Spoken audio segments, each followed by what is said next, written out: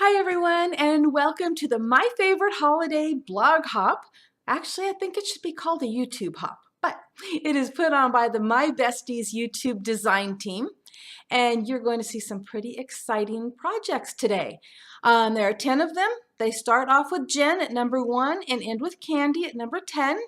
And I'm Janie, and I'm number 3 on the list, so if you haven't started from the beginning, go back and start there.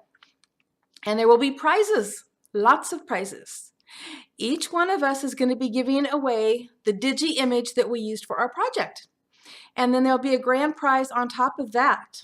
Lots of good prizes, as you'll hear all about when you go watch Jen's video. She'll explain everything, plus all the details will be below. Just look down there. If you have to, hit that little more info or show more button and you'll see all the details.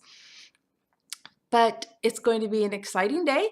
Make sure that you comment and subscribe and like each of the videos so that you'll definitely be entered in all of the drawings.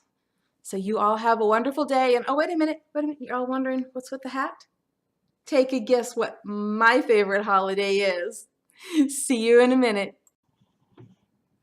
This is the Christmas project that I made. I love making things with frames, and this is a wonderful Christmas decoration featuring a Sherry Baldy image. Little My Bestie happens to be image 408, waiting for Santa, and that is exactly what she's doing.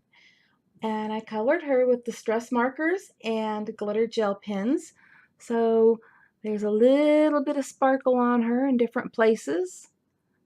I really hate that it doesn't always show up in this light, but there's also sparkles all over this frame. If you look at the gold sparkles and the bows and everything, but I'm not going to make you dizzy by moving that around any longer.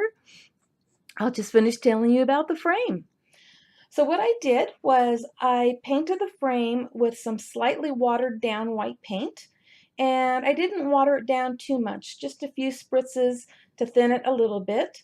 And after painting it with that, while it's still wet, I added a few random drops of glitter paint and just took my brush to streak it through, which created that effect. It's kind of a French provincial kind of look, if anybody remembers that. And then I added that adorable bow with the red and white candy stripe for Christmas, and a cute little Christmas tree that I cut out with my Cricut, and then decorated it with the little stickles on there. And then there are all the presents down there at the bottom. And that's what I'm going to show you next, is how I made those, because they are cute, they are easy to make.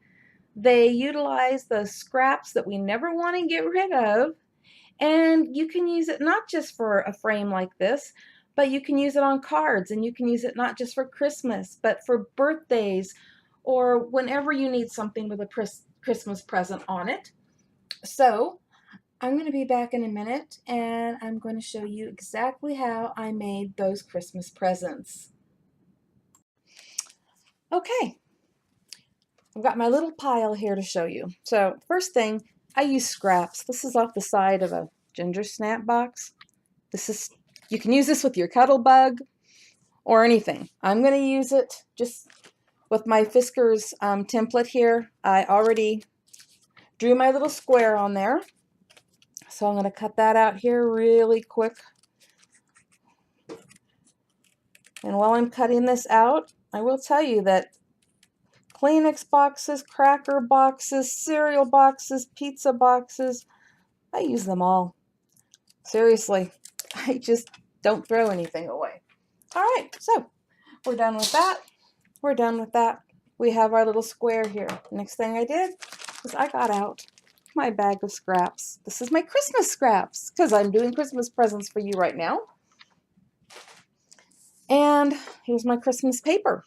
So what I'm going to do is I'm going to lay that on there, lay my little square, and I'm going to cut out about 1/4 of an inch all the way around.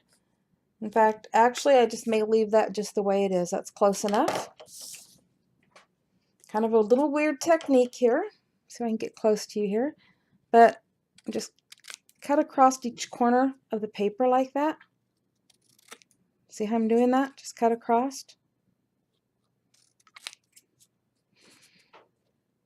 Kind of weird, but easy. You end up with something that looks like this.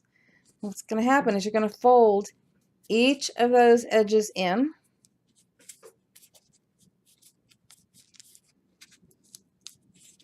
Just like that. And there's your present. And I actually got out my little ATC because I was going to show you how to do that. But I think you all already know how to add a little bit of this ATC, which I am having an issue doing with mine. I've been having issues with it lately, so I'm not going to show you with it.